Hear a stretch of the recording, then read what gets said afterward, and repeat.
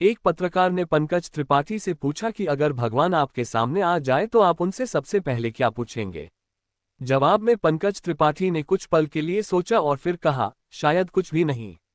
ईश्वर को सब पता है। मैं उनसे क्या ही पूछूंगा या क्या बताऊंगा।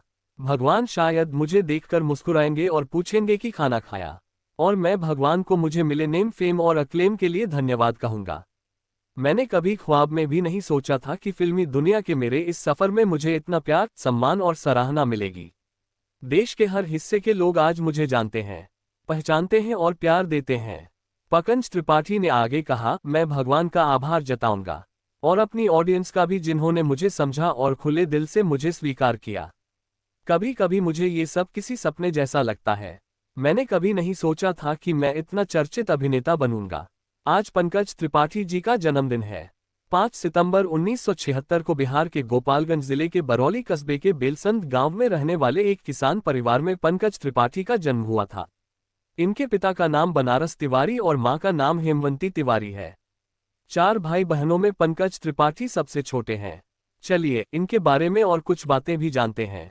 स्टार बनने के बाद पंकज त्रिपाठी एक दफा एक बच्ची की जन्मदिन पार्टी में शामिल होने अपने गांव गए थे। जिस घर में जन्मदिन पार्टी थी वो पंकज त्रिपाठी के गांव के एक दूसरे कोने पर था, जबकि पंकज त्रिपाठी का घर उसके अपोजिट एक अलग कोने में है।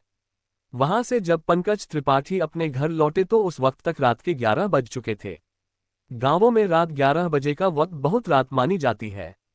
जब पंकज त्रिपाठी अपने घर के दरवाजे के पास पहुंचे तो उन्होंने देखा कि 10 बच्चे उनके दरवाजे पर खड़े थे। वो बच्चे उनके गांव के भी नहीं थे। पंकज त्रिपाठी ने जब उनसे बात की तो पता चला तो बहुत दूर से आए थे। वो बच्चे वहां से 30 किलोमीटर दूर एक गांव से आए थे। पंकज जी को उनकी बड़ी फिक्र हुई। उन्होंने सोचा कि अब इतनी रात को ये बच्चे वापस अपने घर कैसे जाएंगे। पंकज ने उनसे पूछा कि वो लोग इतनी रात को इतनी दूर आए ही क्यों।